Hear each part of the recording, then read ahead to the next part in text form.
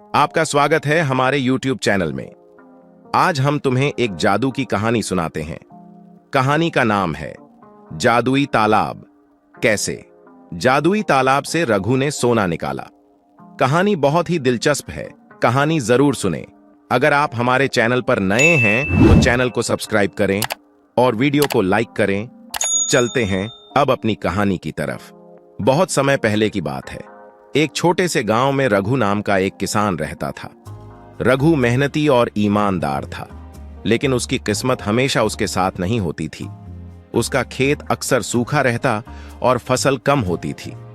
एक दिन रघु को अपनी जमीन के किनारे एक पुरानी किताब मिली। किताब के पन्ने पीले पड़ चुके थे और उस पर धूल जमी हुई थी।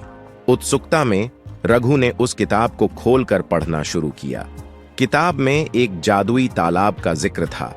लिखा था कि यह तालाब किसी अज्ञात जंगल में छिपा हुआ है और जो कोई भी इसकी खोज करेगा उसे असीमित धन, स्वास्थ्य और खुशहाली प्राप्त होगी।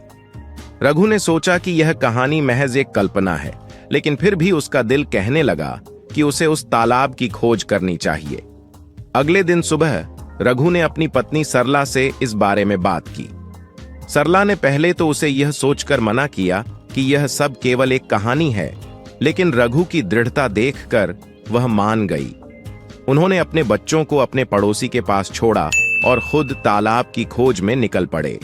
रघु और सरला ने जंगल में प्रवेश किया और कई दिनों तक चलते रहे। रास्ते में उन्हें कई चुनौतियों का सामना करना पड़ा। जंगल में जंगली जानवर थे, कठिन रास्ते थे और खाने पीने की कमी थी, लेकिन उन्होंने हार नहीं मानी। उनके दिल में एक ही उम्मीद थी, जादुई तालाब को खोजने की। एक दिन चलते चलते रघु और सरला को एक पुराना टूटता हुआ मंदिर दिखाई दिया। मंदिर के अंदर एक बूढ़ा साधु ध्यान में बैठा हुआ था। साधु ने अपनी आंखें खोलीं और रघु और सरला को देखा। उसने बिना कुछ पूछे कहा, तुम दोनों जादुई तालाब की खोज में हो, है ना?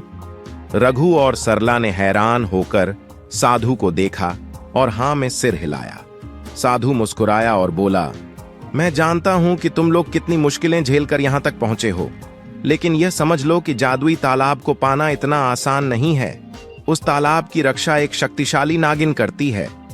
साधु ने उन्हें कुछ निर्देश दिए और कहा, जब तुम तालाब के पास पहुंचोगे तो तुम्हें अपनी बुद्धि और साहस का उपयोग करना होगा। ध्यान रखना, लालच तुम्हें बर्बाद कर सकता है। साधु की बातें सुनकर रघु और सरला ने कृतज्ञता से उन्हें धन्यवाद दिया और आगे की यात्रा पर निकल पड़े। दोनों ने साधु के निर्देशों का पालन करते हुए जंगल में और गहराई तक प्रवेश किया। एक दिन वे एक सुंदर तालाब के पास पहुंचे। तालाब का पानी नीला और चमकदार था। चारों ओर हरी भरी घास और फूल खिले थे। तालाब को देखकर रघु और सरला की खुशी का ठिकाना नहीं रहा, लेकिन तभी तालाब के पानी से एक विशाल नागिन निकली। उसकी आंखें लाल और चमकदार थीं और उसका रूप बहुत ही डरावना था। नागिन ने गरजते हुए कहा, कौन हो तुम लोग और मेरे तालाब के पास क्यों आए हो? रघु ने साहस बटोर कर कहा, हम एक जादुई तालाब की खोज में हैं जो हमें हमारी समस्याओं से मुक्ति दिला सके। हम किसी बुरी नीयत से नहीं आए हैं। नागिन ने गहरी सांस ली और कुछ सोचते हुए कहा, यह तालाब वास्तव में जादुई है, लेकिन इसकी शक्ति का उपयोग केवल वे ही कर सकते हैं जिनके दिल में सच्चाई और निस्वार्थता है। अगर तुम वास्तव में सच्चे हो तो तुम्हें मेरी 3 परीक्षाएं पास करनी होंगी। रघु और सरला ने हामी भरी। नागिन ने पहली परीक्षा के रूप में उन्हें तालाब के किनारे लगे एक सूखे पेड़ को हरा भरा करने का कार्य सौंपा। रघु और सरला ने उस पेड़ के पास जाकर प्रार्थना की और उसमें जल डालने लगे। कुछ ही समय में पेड़ में हरी हरी पत्तियां और फूल खिल उठे। नागिन ने उन्हें देखकर मुस्कुराया और कहा, तुमने पहली परीक्षा पास कर ली है।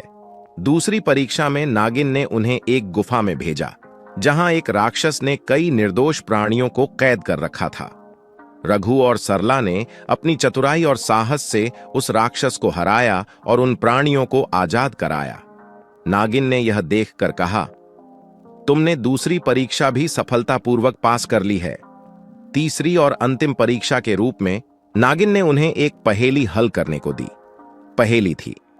एक ऐसी चीज है जिसे जितना ही ज्यादा भरते हैं वह उतना ही हल्का हो जाता है। वह क्या है? रघु और सरला ने मिलकर सोचा और फिर रघु ने कहा, वह चीज है ज्ञान।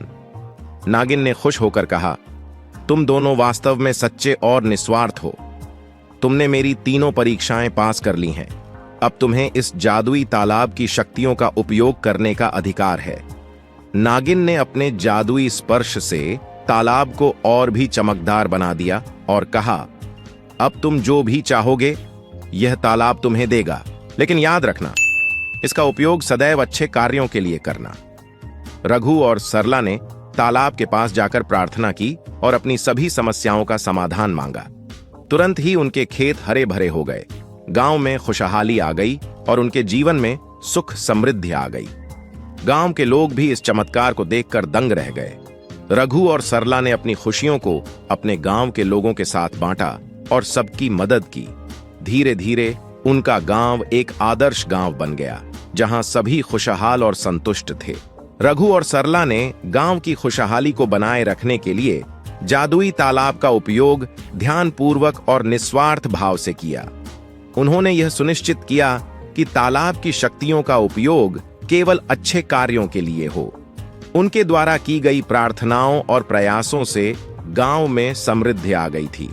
खेतों में फसलें लहलहा रही थीं, पशु स्वस्थ और मजबूत हो गए थे और गांव के लोगों के चेहरों पर हमेशा मुस्कान रहती थी। लेकिन जितना अधिक समय बीतता गया, उतना ही अधिक लोगों की लालच बढ़ने लगी। गांव के कुछ लोगों ने तालाब की शक्तियों का दुरुपयोग करने का निर्णय लिया। वे अपनी व्यक्तिगत इच्छाओं को पूरा करने के लिए तालाब का उपयोग करना चाहते थे। एक दिन गांव के सबसे धनी व्यक्ति ठाकुर साहब ने रघु से कहा, रघु भाई, मुझे मालूम है कि तुम्हारे पास जादुई तालाब है। अगर तुम मुझे उसकी शक्ति का एक हिस्सा दे दो तो मैं तुम्हें बहुत सारा धन दूंगा। रघु ने शांत स्वर में जवाब दिया, ठाकुर साहब, यह तालाब किसी भी व्यक्तिगत लाभ के लिए नहीं है। यह पूरे गांव के लिए है और इसका उपयोग केवल अच्छे कार्यों के लिए होना चाहिए।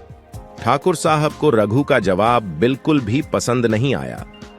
उसने अपने आदमियों को रघु पर दबाव डालने के लिए भेजा, लेकिन रघु अपने सिद्धांतों पर अडिग रहा और उसने तालाब की शक्ति का दुरुपयोग नहीं होने दिया।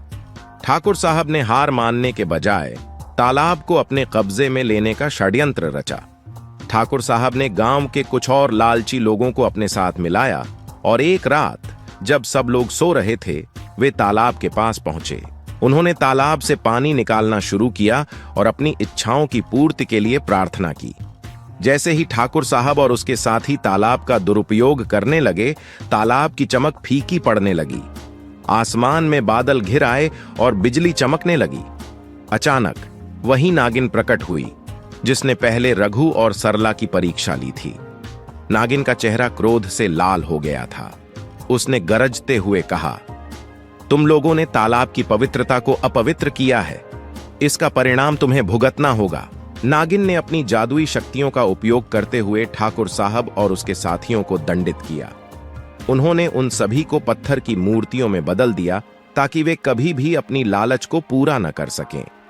गांव के लोग यह देखकर भयभीत हो गए और समझ गए कि तालाब की शक्तियों का दुरुपयोग करना कितना खतरनाक हो सकता है। रघु और सरला ने गांव के लोगों को इकट्ठा किया और उनसे वादा लिया कि वे कभी भी तालाब की शक्तियों का दुरुपयोग नहीं करेंगे। उन्होंने सभी को समझाया कि तालाब की शक्तियां केवल अच्छे कार्यों के लिए ही हैं और इसे सदैव पवित्र और सम्मानित रखना चाहिए। गांव के लोग रघु और सरला की बातों से सहमत हो गए और उन्होंने तालाब के पास एक मंदिर बनवाया जहां सभी लोग आकर प्रार्थना करते और अपने अच्छे कार्यों के लिए तालाब की शक्ति का आशीर्वाद प्राप्त करते। गांव में फिर से खुशहाली लौट आई और लोग सच्चाई, निस्वार्थता और ईमानदारी के साथ रहने लगे। समय बीतता गया और रघु और सरला ने अपनी मेहनत और तालाब की शक्तियों का सही उपयोग करते हुए गांव को एक आदर्श स्थान बना दिया। उन्होंने अपनी आने वाली पीढ़ियों को भी यह सिखाया कि सच्चाई और निस्वार्थता ही सबसे बड़ी शक्तियां हैं। तालाब की कहानी गांव के हर बच्चे को सुनाई जाती थी ताकि वे भी सच्चाई और निस्वार्थता के महत्व को समझ सकें। धीरे धीरे यह गांव एक मिसाल बन गया और दूर दूर से लोग यहां आकर तालाब के दर्शन करने और इसके बारे में जानने आने लगे। रघु और सरला का जीवन शांतिपूर्ण और संतोषपूर्ण हो गया। उन्होंने तालाब की शक्तियों का सदुपयोग कर अपनी और अपने गांव की समस्याओं का समाधान किया और सबके जीवन को बेहतर बनाया। गांव के लोग उनके इस योगदान को कभी नहीं भूले और हमेशा उनका आदर करते रहे। कहानी का अंत सुखद और प्रेरणादायक था। जादुई तालाब का रहस्य और उसकी शक्तियां हमेशा एक मिसाल बनी रहीं कि सच्चाई, निस्वार्थता और ईमानदारी से जीवन में किसी भी मुश्किल को पार किया जा सकता है। ऐसी मजेदार वीडियो देखने के लिए हमारे चैनल को सब्सक्राइब करें और लाइक करना ना भूलें। ऐसे मजेदार वीडियो हमारे चैनल पर आते रहेंगे। अगर आपने हमारे चैनल को सब्सक्राइब नहीं किया है तो सब्सक्राइब कर लीजिए। ऐसी मजेदार वीडियो हमारे चैनल पर आती रहेंगी। धन्यवाद।